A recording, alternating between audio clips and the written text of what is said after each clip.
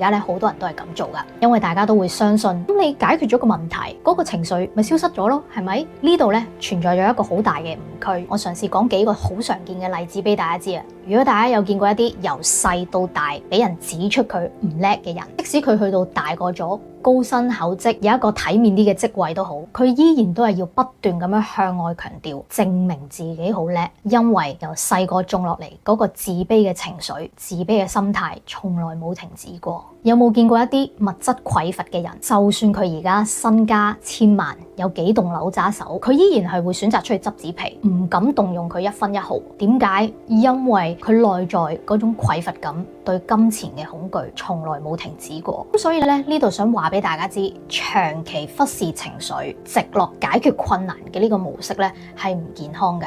你只係解決咗個物理世界，但係你冇解決到情感世界嘅事。未被表達嘅情緒永遠都唔會消失，終有一日佢係會以更加醜陋嘅形式出現。呢句說話係剛剛嘅我講噶啦，亦都係心理學家榮格講噶。